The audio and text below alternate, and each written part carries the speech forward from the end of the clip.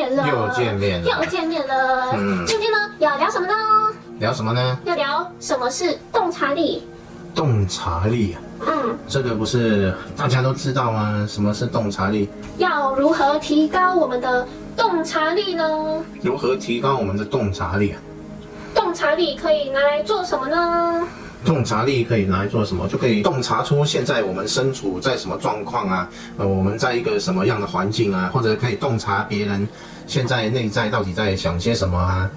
再深就变成他心通了，对不对？洞察别人的想法啊等等。那有时候要洞察先机啊，就是看出现在变化的轨道，然后去洞察了先机，然后就可以捷足先登，然后就可以先抢先赢啊之类的。洞察力这两个字，中文字很有意思哈。你看这个洞察两个字，第一个是洞，就洞就是像一个洞这样，然后察就是观察。我们把事情像一个洞一样，然后能够观察到很深入，就叫做洞察力。也就是说，洞察是必须要有深度的。你有这个深度之后，然后你能够洞察到很深的层面。所以，既然是一个深度，回到我们的生命来讲，我们生命的广度是比较容易出现的，生命的深度靠的是我们往内心走，能够觉察。如果我们能够站在觉察的位置，我们自然跟这个世界就能产生一种距离。我们都知道，我们跟世界能够保持距离的时候，我们能看到的层面更广泛，同时我们看到的深度就会更深。这个就是一个洞察力的展现。所以我们站在觉察就能够产生最好的洞察力，因为我们的世界其实是一面镜子，所以我们深入我们的内在，越接近我们的觉察，我们就越深入我们的内在，我们就越能看出、反映出这个世界的面貌到底是什么，而更容易看出当下我们身处的一个环境，它复杂的层面到底有多少，我们都能够越来越看得清楚。这个就是洞察力。所以其实有些事情，比如说天眼通啊、他心通啊等等，这些其实归纳起来都属于洞察力的范围。洞察力其实它是一种能够越深入你的觉察，就越能够发现整个世界现象它有多少个层次的一种能力。那漏尽通呢？漏尽通啊，为什么我们之前都讲五通而不讲六通？因为我们神通讲的是五种神通，前面讲的都是天眼通、天耳通、宿命通、他心通，还有神足通，这五种神通。为什么我们没有讲到漏尽通？因为漏尽通是因为漏掉了，漏尽了，漏尽了就没有了。漏尽通的意思就是把世间所有的缺漏都给它漏尽了。缺漏就是不完美的、不完整的，叫做缺漏。缺漏都漏尽了，那就完整了，那就完美了。那到底什么东西完美了？就是你的生命完整了、完美了。所以那个是开悟之后的神通，叫做漏尽通。而且开悟也不是马上就有漏尽通，要一段时间之后，你真正能完全契入你的那个觉性所产生的神通，叫做漏尽通。那就是一般修炼所没办法达到的神通。一般修炼只能修出刚刚说那五种，所以就没有谈漏尽通。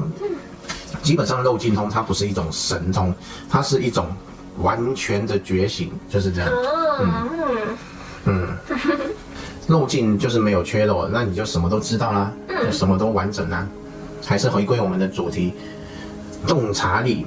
洞察力就是我们能够安住在觉察，我们就能够了解目前我们所显化出来的整个现象的来龙去脉，看到它的轨迹，然后并且看到它的整体的状态，那这个就是一个最好的洞察力。如何提升洞察力？首先要提升我们安住在觉察的能力。我们会发现，当我们安住在觉察的时候，我们特别能够灵敏的去观察到当下的所有发生，就是这样。这个就是洞察力。那有没有可能洞察力高到有人要从背后捅你一刀，你都能知道？有可能。有可能。完全有可能。你能够洞察到任何发生的事情，在这个当下它如何去产生的，后面有人拿刀子捅你，如果你能够洞察到这个轨迹的展现，那你就能够感受到这个事情。那如果有人很不会看人的脸色，那是洞察力很低吗？可以这么说，就是比较不具备洞察力。对哦，就是他没有观察到对方的内在的一种感受。其实所谓的脸色就是对方内在的感受，就是他没有说出来，但是他此刻的感受是什么？你能够去知道，那个就是有洞察力。就是看人脸色这件事情，脸色其实就是对方内在的感受。这个中文字真的很有意思，脸色，脸色，脸色不就是他脸的颜色吗？其实不是，是他脸所表现出来的一种状态，一种意义，叫做脸色。这也蛮有趣的，就是从看着他就可以知道他内在的状态现在是什么。所以有时候我们说错话，然后对方已经很生气了，但是我们都还没感觉出来，那就是没有洞察到他此刻的状态。那细心是洞察力吗？细心可以说是一种洞察力，但是它不是洞察力的全面。细心是说你可以观察入微，能够看到许多的细节，这个是细心。但是细心它往往对全盘的这个目前的格局状态，整个局势并不一定有很敏锐的观察，它是观察到单一个点很细微的部分，这个叫做细心。所以有时候除了细心之外，我们还要有眼界。眼界就是从一个有高度的地方，能够全面的观察到各个层面，整个局势全盘能够了解，这个叫做眼界。所以有了眼界，又有了细心之后，这样子就是一个完整的洞察力。这个必须要靠觉察，以观察者的角度在看待世界的时候，自然而然会有一个广度，然后也有一个深度，那个深度就是细心。那很会分析是洞察力高吗？很会分析有可能是他的逻辑能力强，不一定是细心。那两个是不是有点像？洞察力是这样，就是你在很短的时间内，它近乎一种直觉、直观的感觉，马上啪，然后你就知道哦，原来是什么状态，不是经过想的。对，你刚刚说的那是逻辑能力很强。对，有些人不是很会分析，就是我分析从这样1、2、3、4、5、6、7、8、9、10，然后可以分析出来，这个是逻辑能力很好。当然也可能是洞察力很好，他洞察了每一个层面之后再说出来给你听，你听起来好像他是分析的，其实他是洞察之后，然后去跟你讲出来的，这也有可能。不是像有一些心理学书啊，或是什么行为心理学书，行为观察，就是一个人他做什么动作就代表他怎样怎样，然后或是脚摆什么姿势就代表他怎样怎样。这个是要靠记忆啊，就是把这些细微末节的一些行为的反应、举动，要把它背起来。但是这个我觉得还是不一定啊。这个还是不一定，因为每个人的习惯不同啊，个性不同。对啊，所以还是可能洞察力会比较准确一点。洞察力会比较准确。对，就光拿自信这件事情、傲慢、骄傲这件事情来说，你看到一个人很骄傲，其实他有可能是因为他的自卑，然后为了伪装他自己而产生的一种自傲。如果有洞察力，你一看就知道，这个人其实很自卑，然后但是他却很骄傲的在表现他自己。